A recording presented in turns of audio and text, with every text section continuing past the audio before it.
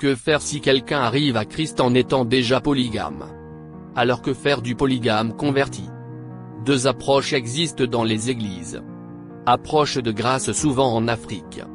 Le polygame converti garde ses femmes pour ne pas causer d'abandon injuste. Mais il n'ajoute plus d'épouses, et il n'est pas éligible à des responsabilités dans l'église.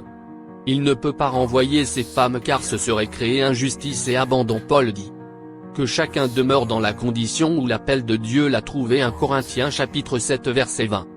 Mais il doit comprendre que cette situation n'est pas l'idéal de Dieu.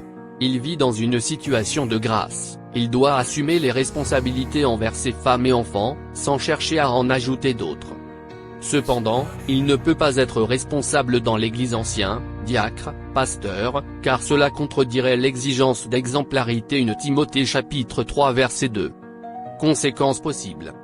Il sera sauvé par grâce comme tout croyant. Mais il ne pourra pas servir comme modèle de direction spirituelle.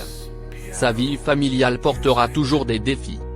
Jalousie, tension, héritage compliqué. Conséquences spirituelles. S'il reste dans la polygamie après avoir reçu Christ, son témoignage et son ministère sont limités car Dieu appelle ses enfants à marcher dans son plan parfait. Exclusion possible des responsabilités ecclésiales, témoignage affaibli, tension familiale, risque d'entraîner l'Église dans le relativisme moral.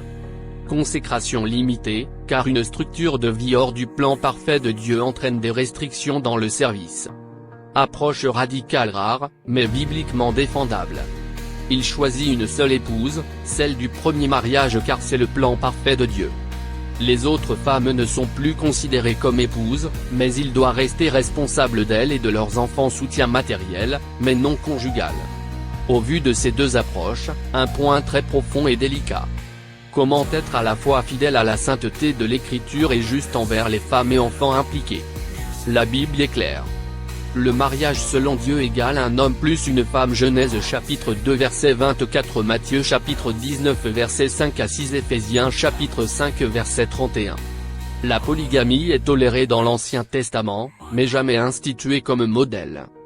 Dans le Nouveau Testament, surtout pour l'Église, les responsables doivent être maris d'une seule femme. 1 Timothée chapitre 3 verset 2, Tite chapitre 1 verset 6.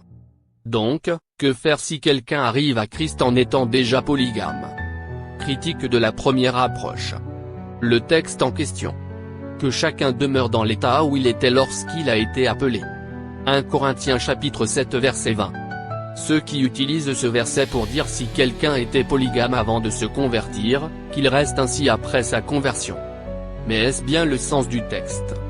Ce verset est souvent cité pour justifier que le polygame converti doit rester tel quel, mais si on regarde bien le contexte, de 1 Corinthiens chapitre 7. Dans ce chapitre, Paul répond à des questions pratiques sur le mariage versets 1 à 16, la virginité et le célibat versets 25 à 40, et la condition sociale versets 17 à 24. Paul cite trois exemples. Circoncis ou incirconcis verset 18, état religieux.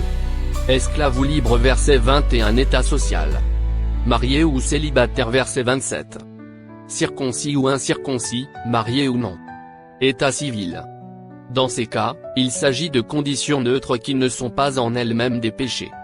Il ne dit pas de continuer dans un péché volontaire, mais de rester fidèle dans ce qui n'est pas en contradiction directe avec le plan parfait de Dieu.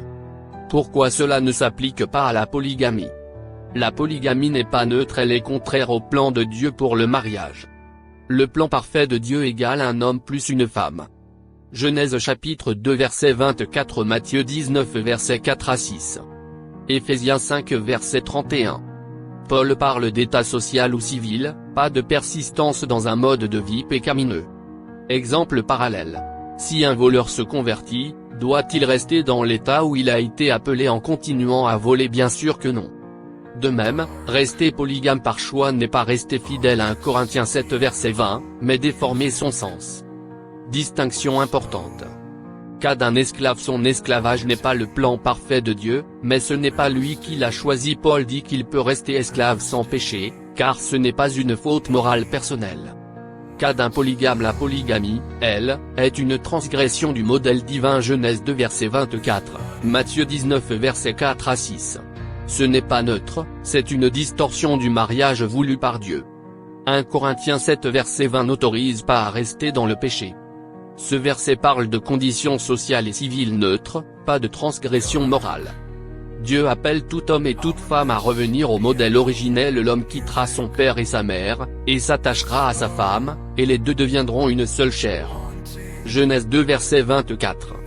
En Christ, nous recevons la grâce non seulement d'être pardonnés, mais aussi de marcher selon le plan parfait de Dieu. On ne peut pas utiliser 1 Corinthiens 7 verset 20 pour justifier de rester dans le péché. Ce verset s'applique à des situations neutres ou subies, pas à des choix contraires à la volonté divine. 1 Corinthiens 7 verset 20 n'autorise pas à rester dans le péché. La polygamie est une conséquence culturelle tolérée, mais pas validée par Dieu. On peut donc dire 1 Corinthiens 7 verset 20 n'autorise pas à rester dans le péché. La polygamie est une conséquence culturelle tolérée, mais pas validée par Dieu. Le converti doit chercher à aligner sa vie au plan parfait de Dieu, même si cela implique des choix douloureux. Approche 2 arguments résumés. La polygamie égale péché contraire au plan divin. Genèse 2 verset 24 Matthieu 19 verset 4 à 6. Le mariage doit être honoré de tous. Hébreux 13 verset 4 Donc un polygame n'est pas dans un vrai mariage selon Dieu.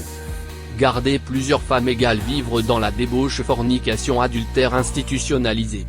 Conclusion. Pour marcher selon la vérité, il faut renoncer aux autres femmes, garder la première ou choisir clairement une, et laisser les autres libres de se remarier. Sinon, persister égale risque de perdre le salut. Vérification biblique. Le plan parfait de Dieu. Un homme plus une femme égale une seule chair. Genèse 2 verset 24. Jésus ferme toute ouverture. Ce que Dieu a uni, que l'homme ne sépare pas. Matthieu 19 verset 6. La polygamie est tolérée par Dieu dans l'Ancien Testament, mais jamais approuvée comme norme. Donc oui, rester volontairement polygame après conversion n'est pas rester marié, mais persister dans un état que Dieu n'appelle pas mariage. B. Hébreux 13 verset 4. Que le mariage soit honoré de tous, et le lit conjugal exempt de souillure, car Dieu jugera les impudiques et les adultères. Ici, l'auteur montre que le mariage véritable doit être pur, exclusif et fidèle. La polygamie introduit un lit conjugal souillé, donc ça tombe dans la catégorie impudicité, adultère. C'est 1 Corinthiens 7. Paul dit de rester dans son état, mais jamais dans un état de péché. Être esclave différent de péché. Être circoncis incirconcis différent de péché. Être polygame égale contraire à la création. Donc le deuxième argument est bibliquement juste. 1 Corinthiens 7 ne légitime pas la polygamie. Conséquence pratique si on applique le deuxième argument. Le converti garde la première épouse ou épouse reconnue légalement, et reste fidèle à elle seule. Les autres femmes sont libres de refaire leur vie, ce qui est plus juste que de les garder captives dans une union que Dieu n'approuve pas. Les enfants restent sa responsabilité, il doit les assumer financièrement, moralement et spirituellement, même si leur mère se remarie. Ce choix est douloureux, mais il est un acte de repentance, de restitution et d'obéissance à la parole. Risque si on ne tranche pas. Témoignage faussé. Les païens disent les chrétiens sont aussi polygames. L'Église ouvre une brèche au relativisme moral. L'homme polygame vit dans un état de fornication régulière.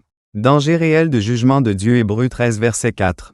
Le vrai choix biblique égale renoncer aux autres épouses, rester unis à la première, libérer les autres pour qu'elles puissent se remarier, tout en assumant ses enfants.